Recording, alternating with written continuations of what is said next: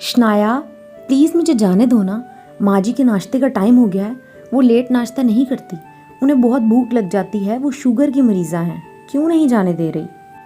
हानिया, मैं तुम्हें कैसे बताऊं, तुम मेरी बात कैसे समझोगी। अच्छा खैर, मैं तुम्हें बता देती हूँ। तुम्हें बिल्कुल भी नहीं अंदाज़ा, ये लोग तुमसे खुश नहीं हैं। ये तुम्हें नहीं लाना चाहते थे।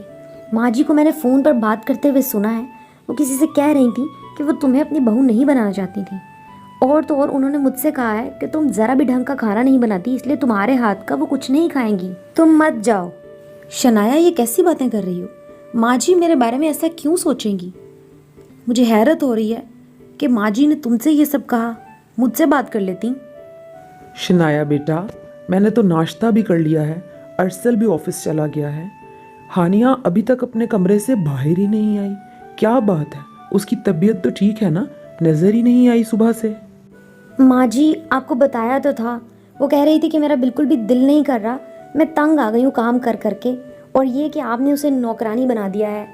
बस वो इस तरह बात कर रही थी, मुझे अच्छा नहीं लगा। मैंने सोचा कि बजाय कि आप लोगों के दरमियान इख्तलाफात पैदा हों, मैं ही जाकर काम कर लेती हूँ, नाश्ता बना देती हूँ।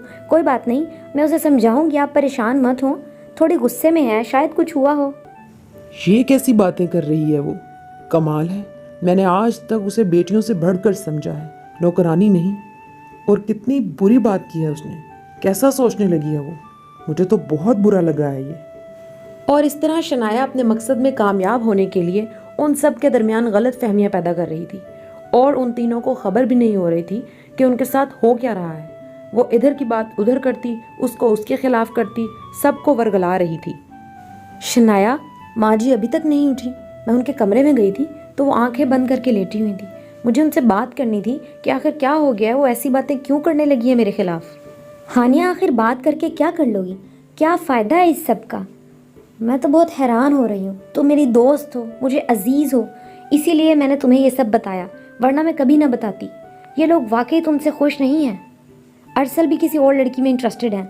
वो तुमसे शादी नहीं करना चाहते थे। ये तो बस कुदरत के खेल हैं। इसीलिए तुम्हारी सासू माँ भी तुमसे खुश नहीं हैं। वो कह रही थी कि तुम्हें बहुत जल्द वो अरसल से तलाक दिलवा देंगी, और उसके बाद वो अपने बेटे की शादी अपनी मर्ज़ी से किसी और जगह पर करेंगी, क्योंकि वो तुमसे खुश नहीं है।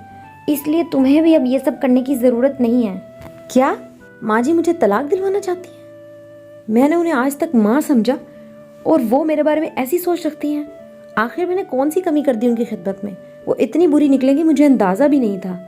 और अरसल, वो क्या सोच रहे हैं? आज आने दो अरसल को, मैं अरसल से दो टोक बात करूंगी। उसके बाद शाम को जब अरसल घर वापस आया, इससे पहले कि हानिया उससे मिलती, शनाया पहले ही उसे वेलकम करने दरवाजे पर पहुंच गई। अरसल भी शनाया को देखकर हैरान था, लेकिन वो चुप कर गया।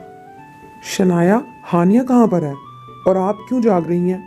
हानिया को भेजें, वो मुझे खाना वगैरह निकाल कर दे।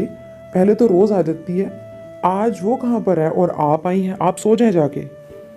वो एक्चुअली अरसल, मुझे आपको एक ज़रूरी बात बतानी थी, अगर आप बुरा ना माने तो। जी जी, आप बोल लें। बुरा मानने वाली कौन सी बात है? क्या बात है? करें आप बात।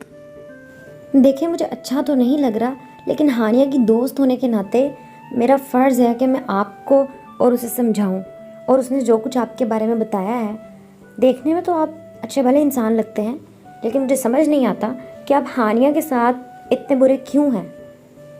आप उसे उसके मायके नहीं जाने देते, उसे शॉपिंग नहीं करवाते, उसे खुश नहीं रखते।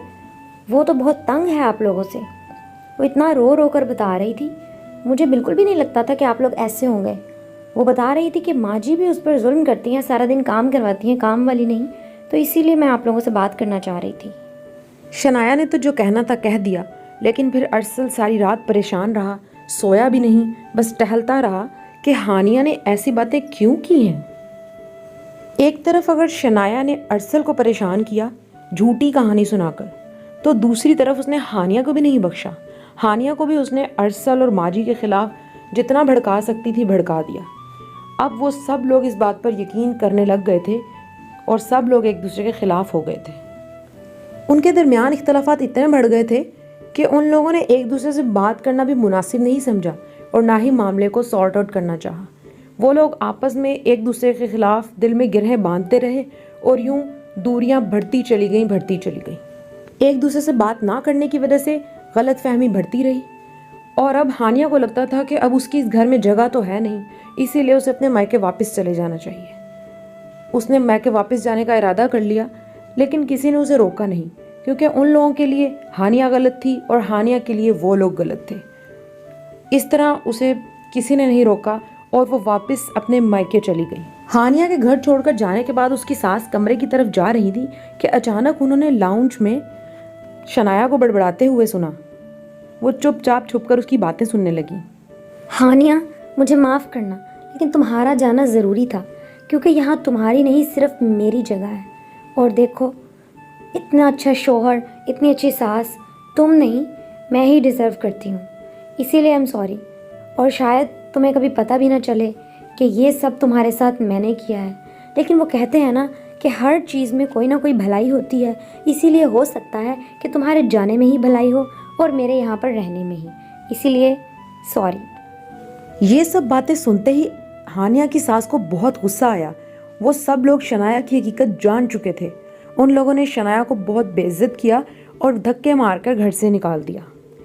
उसके बाद वो लोग हानिया को वापस घर ले आए, लेकिन अब वो तीनों ही अपनी अपनी जगह शर्मिंदा थे कि बजाय कि वो लोग अपने होने के नाते एक दूसरे से बात करते, गलतफहमी दूर करते, लेकिन उन्होंने किसी बाहर के बंदे पर यकीन करके आपस में इख्तलाफात पैदा कर लिए और जिसकी वजह से उनका घर खराब होने लगा था। उस दिन के बाद उन लोगों ने एक दूसरे से वादा कर लिया कि वो एक दूसरे पर भरोसा करेंगे, ना कि किसी बाहर के बंदे पर, और वो फिर से हंसी खुशी रहने लगे।